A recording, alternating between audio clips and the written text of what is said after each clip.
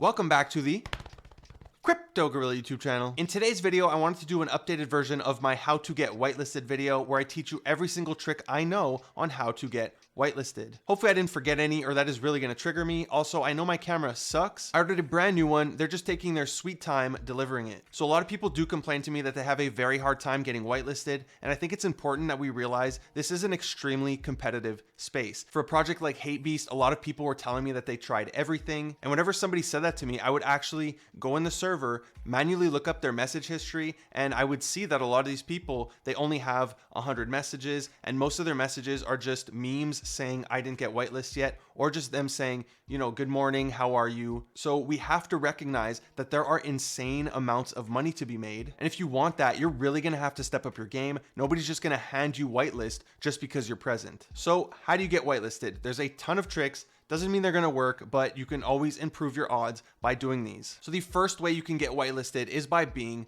early. Most of the time when you're the first 50, first 100, sometimes even the first 500 to show up to a server, they're just going to hand you an OG role. Now there are two ways to find servers early. The first one is to just up your Twitter game. You can use a tool like TweetDeck, which allows you to expand your view of your feed, follow the right people, and let's face it, pretty much get lucky and see something first. Now, the other way is by joining a group of people who are actively doing this together. That way you multiply how many eyes you have looking out for projects. And when one of you finds something, you could share it with the others, and then you all get OG together. Now, the next way to get a whitelist spot is the most common way that you'll see in a server to get whitelisted. And that's either by leveling up or by inviting people. And there are tricks to make this easier. For invites, there's three. You're either going to want to join a group where you could share projects with each other, and when you share a link to a brand new project, everybody in that group is going to click your link and you're automatically going to get your invites. The second way is by using the shill zone in different projects. I even sometimes look through shill zones just to see what projects people are sharing. Now, as I'm scrolling through here, I notice that I personally stop every time I see an image, and that's because an image is something that captures your attention. Now, if I just showed up here to share my link, I might not click any of these other servers. However, if I see one that has amazing art,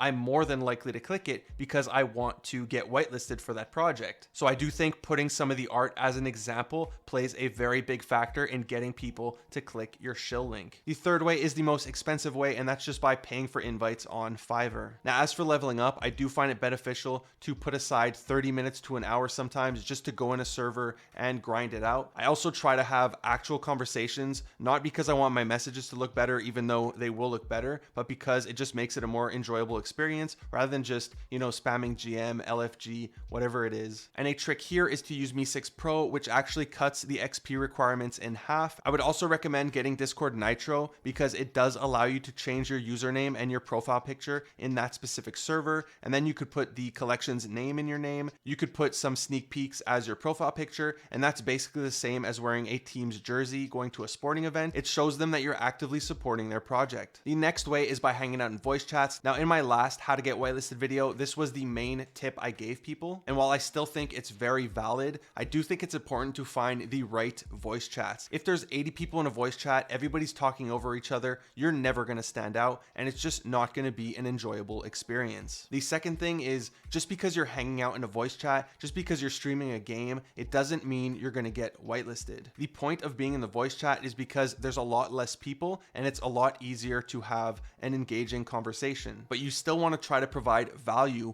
with that conversation. For example, in Invisible Friends, one of my friends, Cabra, did manage to get whitelist because he was just hanging out in the voice chat, sharing alpha on projects he thought would perform well, and then he even taught people how to mint from contract. It just so happened that one of the team members was in the voice chat at the time, and then they ended up giving him whitelist. Now, the reason for this is because of his actions. He was proving to the team that he is a valued member of their community. He wasn't actively trying to get whitelist, talking about whitelist, asking about whitelist. He was just helping people and making genuine connections. So keep that in mind when you're in a voice chat. Try to provide value, and if you don't feel that being there is beneficial to you, just leave, because hanging out there for 4 hours is not going to magically get you whitelist. The next way is art contest. So there are different kind of arts. Maybe you're a great photographer, maybe you're a great illustrator, illustrator. Maybe you're a musician and you can make a song for the server. Maybe you can make a video with special effects. If you are artistically talented, you have a giant leg up on people because this space mainly revolves around art. Now, let's say you're not artistically talented. You can always turn to a service like Fiverr. You could just hire a chibi artist to make a chibi version of the collection you're trying to get whitelisted for. Now, a tip is to tell the artist not to put it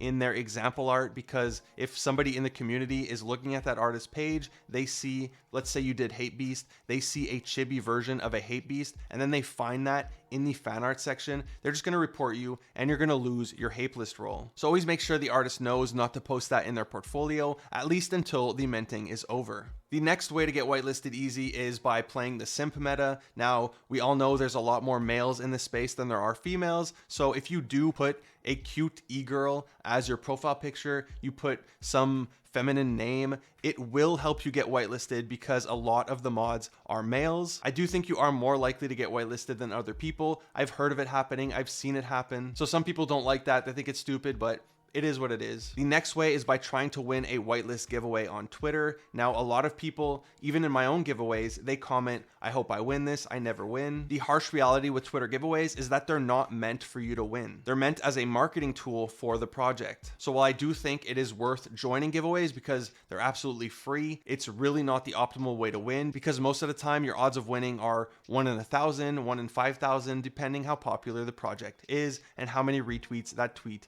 gets. Next, we have alpha groups. So there's two different kinds. There's NFTs and then there's monthly subscriptions. So for NFTs, you can go for a project like Kaiju Kings. The problem with this is the entry cost is quite high and your odds of winning are still low, as the supply of Kaiju Kings and the babies is over 4,000. Now, if you want a lower barrier to entry, you can go for something like the Squishy Squad, which is Bento Boy's project. However, you do still run into the issue where the collection size is very large. There's also YouTuber NFTs, something like Kosher's Plug Pass or Amir's Dark Echelon. The price for these has been pumping recently because they've been getting so many whitelist collaborations. So you might be priced out of this one. However, it is a much lower supply than something like Kaiju Kings. Now, other than NFTs, you can also join a monthly subscription alpha group, something like Ryan D. Crypto's group, NFT Pasta, Nikki G, Matt's Crypto, or even my group. Now, unfortunately, my group is full. I get asked this 30 times a day if I'm ever going to add spots. I am not. You're going to have to wait for somebody to cancel. But these groups are good because we're actively going out, working with projects, and trying to get whitelist for our community. Here's an example of what I have coming up, and my pass is only $150 a month. Again, it's full, so this is not an advertisement for my pass. The next way that you can get whitelisted is by using bots. Now, I'm not going to tell you where to get the bots because I don't want to encourage more use of bots, but I'm not going to pretend that it's not a reality in this space. So there are different levels of sophistication of the bots you can use. There's some that go in and every X minutes, they're going to say something like GM,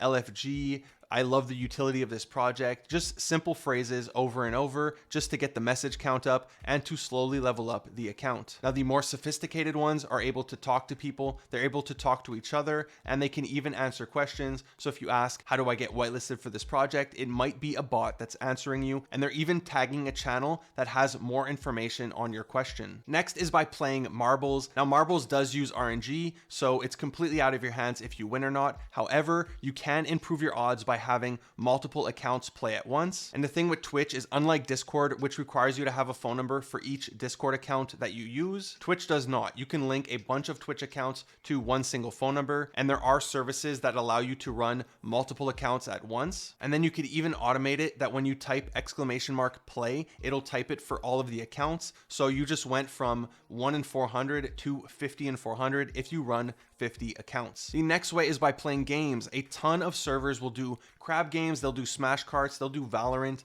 they'll do League of Legends tournaments where the winners do win whitelist. So if you're good at games, if you're good at crab games, try playing. Go to different servers where you see that they have a crab game tournament and enter it. If you suck at games, do the same thing you did with art. Just hire somebody off of Fiverr to come in, play a game, try to win, and then if they do win, they could submit your Discord name, and then you're going to get whitelisted. The next way is by becoming a content creator. Now, it's no secret that content creators get a ton of benefits. And that's because in return for those benefits, they can provide value to the project. Now, to me, it's a no-brainer that a bunch of you should be trying to create content. You're researching projects all day, you're spending all this time in this space, so why not try to create something? And if you're able to grow it, not only are you going to get whitelist opportunities, you're going to make amazing connections, and then those people are going to introduce you to other people, and it's just going to open up a ton of doors for you. Now, this doesn't have to be YouTube, it can be TikTok, it can be Twitter, it can be Instagram, whatever you feel comfortable doing, but you should definitely try to do something. Now, I often see people complain, I have a job, I have a family, I can't grind a server, so why not get somebody else to do the grinding for you? If you have a younger brother, a younger sister, a young cousin, somebody who doesn't understand the NFT space, or maybe they don't have the money to invest into these projects, you can create an account for them, have them grind a server, and then if they get whitelisted, you could split it with them. Now, if you don't have a little brother who can do this for you, you can always go on Upwork and then hire a virtual assistant. These are people who can grind a server for you, and it's often very inexpensive, something like $1 to $3 an hour. And then once you get that working with one, you can go ahead and hire another, and just keep expanding your operation, and soon enough you'll be getting 10 whitelists per project, and you're going to be making a very big bag. Now, I would recommend, if they are getting whitelists for you, you're making thousands of dollars, they're making $3 an hour, give them a percentage of the whitelist. It's just going to encourage them to get more and more whitelists. The final way to get whitelisted for a project is by becoming a moderator for that project. Projects need help, they need people to watch over their community, so they're willing to hire people who really like their project. So if that's you and you have the qualifications to do it, they're often going to pay you either in whitelist spots or even in free NFTs. And then what happens when you're a mod is your name gets known, and it opens up doors for other projects, because now you have a referral. You can go to another project and say, hey, I was a mod for Hatebeast or Azuki or whatever project. And especially if that project did well, they're going to want you to come in, help out the community, and even share your experience and your expertise. And I'm telling you, you are going to make a ton of connections, and it's going to open a bunch of doors for you. My final tip that projects are going to hate me for is make burner Discord accounts. So if you find a project that's super easy to get whitelisted for, try to get burners in there, and then you're going to have 5 whitelist spots. Or if you find a server that's more difficult to get whitelisted for, but you know that it's going to pop off, it's going to be a 10, 20, a 30x, why not try to get as many whitelist spots as you can, rather than getting one and then moving on and trying to find another good project when you know this project's going to be a 30x. Imagine if you had 5 whitelist spots for Hatebeast. Right now you would be sitting on 40 Ethereum. So just food for thought, something for you to consider. That's it for today's video. If you enjoyed it, be sure to give it a big thumbs up. If you are already subscribed, would you kindly hit that subscribe button, smash that bell notification. Thank you for watching the Crypto Gorilla. Peace.